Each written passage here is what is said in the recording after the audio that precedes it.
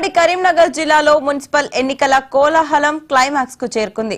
మరి కాసేపట్లో ప్రచార గడువు ముగియనుండడంతో ప్రధాన పార్టీలన్నీ ఓటర్లను ప్రసన్నం చేసుకునే చివరి ప్రయత్నాల్లో నిమగ్నమయ్యాయి. అధికార కాంగ్రెస్ పార్టీ తరపున మంత్రులు పొన్నం ప్రభాకర్, శ్రీధర్ బాబు, అడ్లూరి లక్ష్మణ్ జిల్లా వ్యాప్తంగా విస్తృతంగా పర్యటించి సంక్షేమ పథకాలను ప్రజల్లోకి తీసుకెళ్లారు. అటు కమల దళాన్ని గెలిపించే బాధ్యతను కేంద్ర మంత్రి బండి సంజయ్ భుజానికెత్తుకోగా బీఆర్ఎస్ తరపున మాజీ మంత్రి గంగుల కమలాకర్ అన్ని తానై ప్రచారాన్ని హోరెత్తించారు.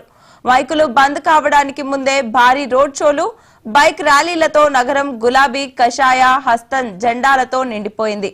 ప్రచారానికి తెరలేపడంతో ఇక పోలింగ్ కు కౌంట్ డౌన్ మొదలైంది.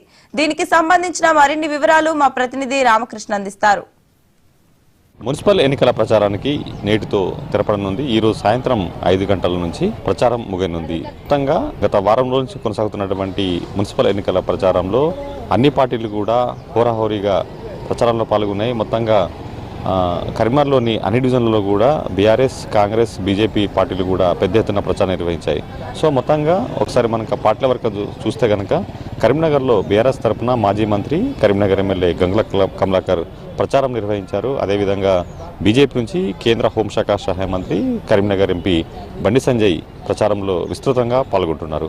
ఇక కాంగ్రెస్ పార్టీని చూసినట్లయితే మంత్రులు శ్రీధర్ బాబు, పొన్నం ప్రభాకర్, అడ్డూరి లక్ష్మణ్ కుమార్తో పాటుగా ఉత్తమ్ కుమార్ రెడ్డిలు కూడా ఇక్కడ ప్రచారం పాల్గొన్నారు. అదేవిధంగా కరీంనగర్ ఎన్నికలకు సంబంధించి ఇన్ఛార్జ్గా ఉన్నటువంటి తుమ్మల నాగేశ్వరరావు కూడా కరీంనగర్లోని పలు ప్రాంతాల్లో కూడా ఆయన పర్యటించి తమ అభ్యర్థుల తరపున కూడా ప్రచారంలో పాల్గొనడం జరిగింది. సో మొత్తంగా మొదట కొంత కరీంనగర్లో ప్రచారంలో పాల్గొన్నటువంటి మంత్రులు చివరి 2 రోజులు మాత్రం విస్తృతంగా పర్యటించారు. దాదాపుగా నిన్న ఈ రోజు కూడా మంత్రులు పొన్నం ప్రభాకర్, అదేవిధంగా శ్రీధర్బాబు, అడ్లూరి లక్ష్మణ్ కుమార్ ఇక్కడే మకాం వేసి కూడా ఎట్టి పరిస్థితులను కూడా కరీంనగర్ కార్పొరేషన్తో పాటు కరీంనగర్ జిల్లాలో ఉన్నటువంటి మిగతా మున్సిపల్ అన్ని స్థానాల్లో కూడా కాంగ్రెసే గెలిపే లక్ష్యంగా కూడా వాళ్ళు ప్రచారం నిర్వహించడం జరిగింది. ఆ తర్వాత ఈ గెలుపు కోసం కావాల్సినటువంటి ఏదైతే వ్యూహాలు కావచ్చు, ఇతర అంశాలకు సంబంధించి కూడా స్థానిక నేతలతో చర్చించింది. మొత్తంగా అయితే చివరి 2 రోజులు ముగ్గురు మంత్రులు కూడా సమన్వయం చేసుకుని అయితే ప్రచారం నిర్వహించడం జరిగింది.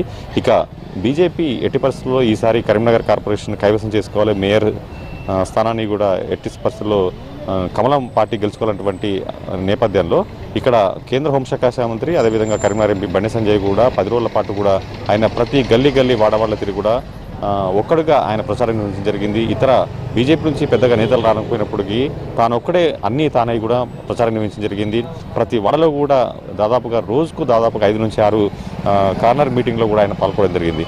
సో మొత్తంగా అయితే ఈసారి ఎట్టి పరిస్థితుల్లో కూడా బీజేపీ ఒక 30 సీట్ల వరకు పైగా సీట్లు గెలుచుకున్నటువంటి ఒక పట్టుదలతో కూడా ఆయన ఉన్నట్టు తెలుస్తుంది. ఇక మిగతా ఏదైతే కరీంనగర్లో ఉమ్మడి జిల్లాలో ఉన్నటువంటి స్థానాలను పరిశీలిస్తే జగిత్యాల, అదేవిధంగా కొరుట్ల, మెట్టపల్లితో పాటుగా ఇటు పెద్దపల్లి, మంతని, రామగుండం, అదేవిధంగా జమ్మికుంట, హుజరాబాద్ ఇలా చాలా కీలకమైనటువంటి స్థానాల్లో కూడా మున్సిపల్ స్థానాల్లో కూడా అన్ని పార్టీలు కూడా బలంగా ప్రచారం నిర్వహించాయి. సో మొత్తానికైతే ఈ రోజుతో ఉన్నటువంటి ప్రచారంతో కూడా ఇక కీలక పర్వానికైతే తెరలేనుంది. ఏదైతే దాదాపు 2 రోజుల పాటు అంటే పోలింగ్ 11వ తారీఖు నుండి ఇక 2 రోజుల సమయం మిగిలటంతో కూడా ఇక ఏదైతే ఓటర్లను ప్రలోభ పెట్టేందుకు ఇక్కడ ఏవైతే అభ్యర్థులు కూడా రంగంలోకి దిగే అవకాశం ఉన్నాయి. ఇటు అభ్యర్థుల తరపున వారికి సంబంధించినటువంటి అనునయులు వీరంతా కూడా రాత్రి సమయాల్లో డబ్బులు పంచే అవకాశంతో కూడా ఇటు అధికారులు కావచ్చు, లేకపోతే పోలీసు వ్యవస్థ కావచ్చు కూడా పటిష్టమైనటువంటి ఏర్పాట్లు చేసింది. ఇక